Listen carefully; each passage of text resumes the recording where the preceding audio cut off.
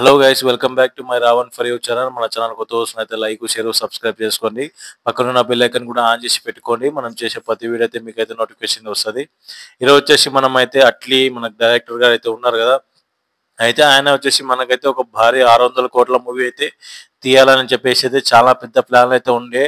అప్పుడైతే మనకు రజనీకాంత్ గారు మనకైతే కన్నడ ఇండస్ట్రీ నుంచి, తర్వాత వచ్చేసి మనకు బాలీవుడ్ నుంచి అయితే సల్మాన్ ఖాన్ గారిని, తర్వాత వచ్చేసి మనకైతే టాలీవుడ్ నుంచి అల్లు అర్జున్ గారిని అయితే తీసుకొని పెద్ద భారీ మూవీ తీయాలని అనుకున్న క్రమంలో అయితే వాళ్ళు కొన్ని కారణాలు అయితే మూవీ అయితే ఆపేయడం అయితే జరిగింది.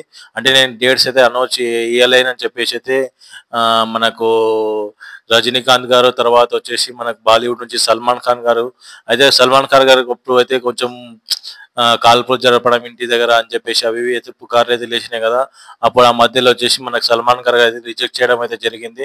నేను ఈ మూవీ అయితే తీయలేను, దయచేసి అయితే నాకు కొంచెం టైం కావాలని చెప్పేసి అయితే ఈ సికిందర్ మూవీ షూటింగ్ అయితే కంటిన్యూషన్ అయితే నడిచింది.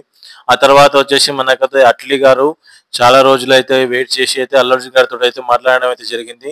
అల్లు అర్జున్ గారు చెప్పిన మాట ఏంటంటే, నేను ఎవరితో అయితే సినిమా అయితే తీయను, తీసి నేను మీ ఎక్కువతోటి నేను ఒక్కనే సింగిల్ తీసా, అట్లయితే నాకైతే ఓకే అని చెప్పేసి అయితే చెప్పడం అయితే జరిగింది. ఆ తర్వాత మనకు పుష్ప 1 అయిపోయినాక మనకైతే మూవీ షూటింగ్ వచ్చేసి ఆల్మోస్ట్ ఇప్పుడు త్రివిక్రమ్ గారితో సినిమాతో తీస్తున్నారు. ఆ షూటింగ్ కంప్లీట్ అయిపోయిన నెక్స్ట్ అయితే మనకు అట్లీ గారి మూవీ తోటి సెటిల్ అయితే జాయిన్ కాబోతున్నారట. ఆ తర్వాత పుష్ప 3 అయితే రాబోతుందని చెప్పేసి బయటికి అయితే గట్టిగా అయితే అనౌన్స్మెంట్ అయితే ఉంటుంది.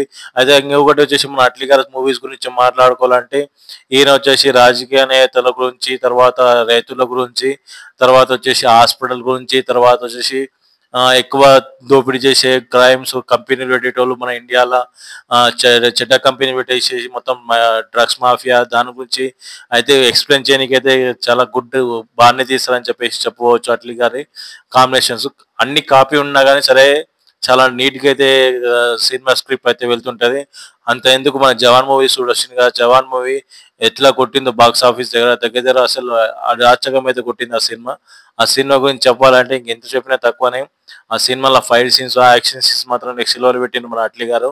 అలాంటి యాక్షన్ సీన్ తీసిన ఆయన మనకు అల్లు అర్జున్ గారితో ఇంకెట్లా తీయబోతున్నారో మన ఊహగా అందడం లేదు. అట్లాంటి సినిమా తీశారు అట్లీ గారు.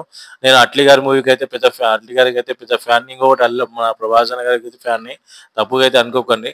అంటే ఆయన తీసే సినిమా విధానం, ఆయన చేసే స్క్రిప్ట్, ఆయన చెప్పే డైలాగ్ పరంగా నెక్స్ట్ లెవెల్ అయితే ఉంటాయని అయితే అనుకుంటున్నా.